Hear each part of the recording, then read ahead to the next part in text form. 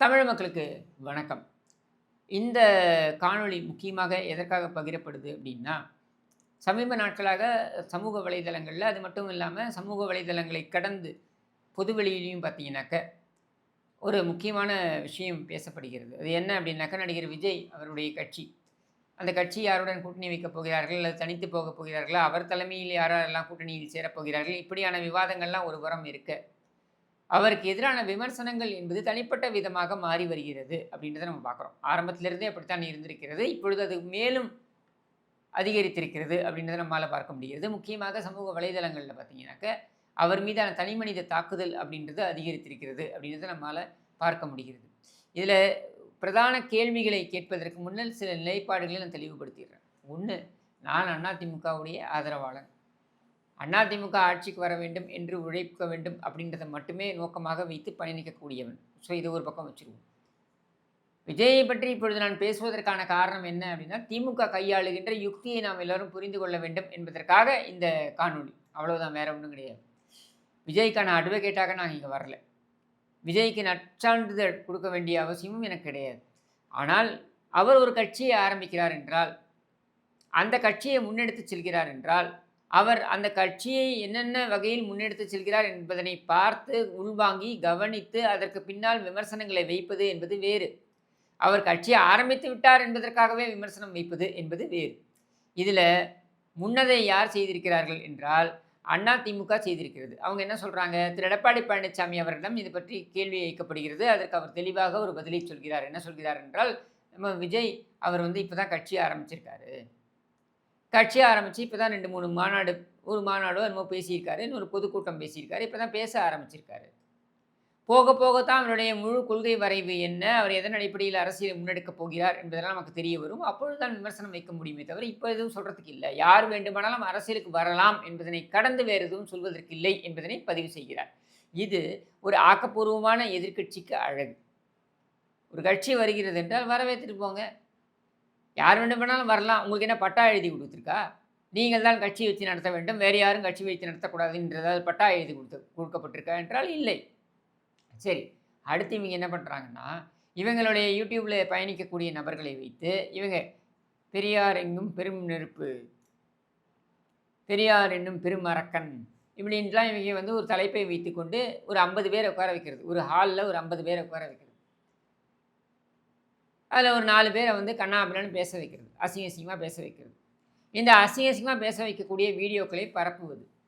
பரப்பும்போது என்ன ஆகும் அப்படின்னா, சமூக வலைதளங்கள்ல அந்த விஜயுடைய ஆதரவாளர்களே பார்க்குறாங்கன்னு வச்சுக்கோங்களேன். அவங்க உடனே என்ன பண்ணுவாங்க, இந்த வீடியோவை எடுத்து போட்டு திட்டுவாங்க. அப்ப இந்த யூடியூப்ல இருக்கக்கூடிய இந்த நபர்களுக்கு அவர்களுடைய பெயர் எல்லா இடத்துலயும் பரவும். இன்னும் சொல்ல வேண்டுமென்றால் அவர்களுக்கு உதவுகிறார்கள். ஏன்னா இன்றைய டிஜிட்டல் உலகத்தில any publicity is good publicity. அதை அவர்கள் செய்கிறார்கள். அது மட்டும் இல்லாமல், இதில் என்ன கட்டமைக்க வேண்டும் என்ற முயற்சி மேற்கொள்கிறார்கள் என்றால், விஜய்க்கும் திமுகவுக்கும் தான் இங்கே போட்டி களத்தில் என்பது போன்ற ஒரு கட்டமைப்பை இவர் சமூக வலைதளம் வாயிலாகவும், மீடியா வாயிலாகவும் ஏற்படுத்த வேண்டும் என்று நினைக்கிறார்கள். களத்தில் அப்படி இல்லை அப்படின்றது இப்பொழுது நடந்து வருகின்ற அந்த எழுச்சி பயணம் இருக்கு பாருங்க. அதாவது திரு எடப்பாடி பழனிசாமி அவர்கள் பிரதான எதிர்க்கட்சியுடைய தலைவர். அவர் மேற்கொள்ளக்கூடிய அந்த பயணம்,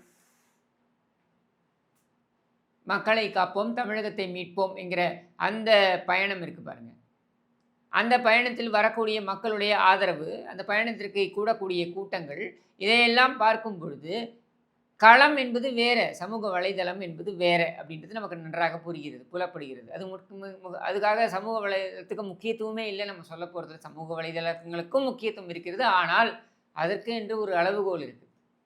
சமூக வலைதளங்களே எல்லாவற்றையும் முடிவு செய்யாது அப்படின்றதற்கான சாட்சி தான் இப்பொழுதைய இந்த திரு எடப்பாடி பழனிசாமி அவருடைய பயணம் என்று கூட நம்ம சொல்லலாம். இப்போ இவங்க என்ன சொல்ல வராங்கன்னா, லயோலா காலேஜில் எப்போ சேர்ந்தாரு விஜய்? அவங்க அப்பாவோடைய தயவோடு தான் சேர்ந்தாரு. அதுலேயும் முழுமையாக அந்த படிப்பை முடிக்கல இப்படின்லாம் இவங்க பேசிக்கிட்டே போகிறாங்க. அதே கேள்வியை அப்படியே நம்ம திமுக நோக்கி வைக்கலாம்ல. ஏன்னா திமுக தானே இந்த கேள்வியை வைக்குது. இந்த உதவாநிதி எப்பொழுது சேர்ந்தான் லயோலா காலேஜில்? யார் சேர்த்து விட்டார்கள்? இவன் என்ன ஸ்டேட் ஃபர்ஸ்ட் இவன் லயோலா காலேஜுக்கு போனான்னா? இப்போ செல்வி ஜெயலலிதா எடுத்துக்கிட்டிங்கனாக்கா, அவங்க 10ஆம் வகுப்பில் அப்போல்லாம் ஃபர்ஸ்ட்டு பியூ, செகண்ட் பியூன்னு இருக்கும். +1, +2 கிடையாது. அப்போது அவங்க 10ஆம் வகுப்பில் பார்த்தீங்கன்னாக்கா, ஸ்டேட் ஃபர்ஸ்ட்டு, ஸ்டேட் செகண்டு இந்த ரேஞ்சில் வந்தாங்க.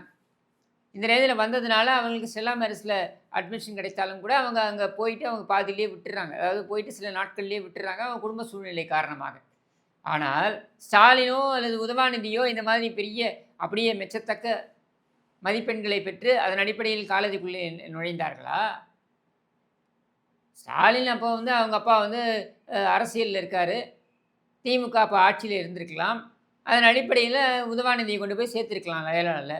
மற்றபடி எப்படி வந்து அவர்கள் வந்து அட்மிஷன் கொடுத்தாங்க? விஜய்க்கு பொருந்துகின்ற அதே கேள்வி இவருக்கு பொருந்தாதா? உதவாநிதிக்கு பொருந்தாதா? விஜயுடைய தந்தையாவது அவர் சேர்த்து வைத்த பணம், அவர் உழைத்து சேர்த்த பணம், எதுவும் கொள்ளையடித்து சேர்த்த பணம் கிடையாது. உழைத்து சேர்த்த பணத்தில் விஜய்க்கு என்ன செய்ய வேண்டுமோ, அவருடைய மகன் என்கிற வகையிலே அவருக்கு என்ன செய்ய வேண்டுமோ அதை செய்கிறார். ஸ்டாலின் உதவாநிதிக்கு செய்ததெல்லாம் என்ன? அவர் உழைத்து சேர்த்த பணமா? ஸ்டாலின் எந்த காலத்தில் வேலைக்கு போனார்? அப்போ ஸ்டாலின் எந்த வேலைக்கும் போகலை அப்படின்னும் பொழுது அவருக்கு எங்கேருந்து பணம் வர முடியும்? ரெட் ஜெயின் மூவிஸு அப்படின்னு தயாரிப்பு நிறுவனம் துவங்குவதற்கெல்லாம் எங்கேருந்து மூலதனம் வர முடியும்? எங்கேருந்து பணம் வர முடியும்? முன்னணி நடிகர்கள் இந்த உதவாநிதி முகரையை பார்த்துட்டு வந்து லைனில் நிற்பாங்களா? ஒன்றும் கிடையாது. அவர்கள் எல்லாம் வந்ததுக்கு காரணம் இவரிடம் ஆட்சி, அதிகாரம், இவரிடம் கட்சி தலைவராக கருணாநிதி இருக்கிறார். அவர் முதலமைச்சராகவும் இருந்திருக்கிறார் அல்லது எதிர்க்கட்சி தலைவராகவும் இருந்திருக்கிறார். இதன் காரணமாக இவரிடம் வருகிறார்கள். மற்றபடி எதுக்கு வருவான்? இந்த மொகரைகள் எல்லாம் பார்த்து வருவானா? ஆனால் விஜயை பொறுத்த வரைக்கும் அவருடைய தந்தையோடைய திரைப்படங்களில் நடித்திருக்கலாம் ஆரம்பத்தில். ஆனால் அதற்கு பின்னர் நடித்த படங்கள் எல்லாம் அவருடைய உழைப்பினால் அவர் வந்து வந்திருக்காரு. அவர் சம்பாதிச்சு வச்சுருக்காரு. அதில் கட்சி ஆரம்பிக்கிறாரு. அதை முன்னாடி எடுத்துகிட்டு போகணும்னு நினைக்கிறாரு. பரம்பரைக்கே உழைச்சி சம்பாதிக்கணுன்ற புத்தி கிடையாது.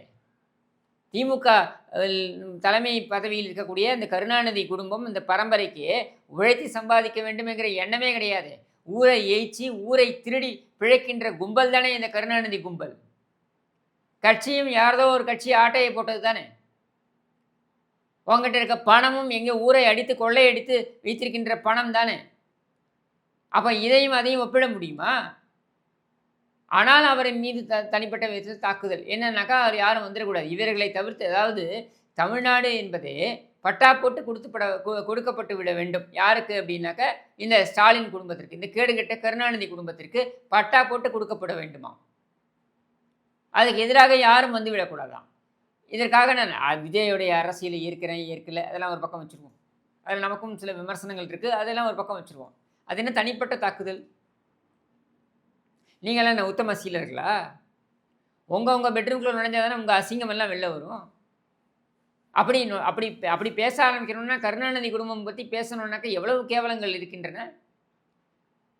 அதையெல்லாம் பேசினால் நீங்கள் தாங்குவீர்களா?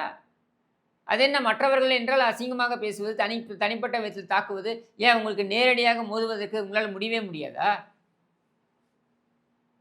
அவருக்குன்னு ஒரு செல்வாக்கு இருக்கிறது, அது மாநிலம் முழுக்க இருக்கிறது. அது வாக்குகளாக மாறுகிறதா இல்லையான்ற தேர்தல் முழுவதும் தெரியும். நீங்கள் ஏன் இவ்வளோ கடந்து குதிக்கிறீங்க? ஏன் இவ்வளோ பயப்படுறீங்க? உங்ககிட்ட இருக்க கொஞ்சம் வாக்குகளையும் பிடுங்கி கொண்டு சென்று விடுவார்னு பயமா? அந்த பயத்தோட வெளிப்பாடு தான் தனிப்பட்ட தாக்குதல்கள்.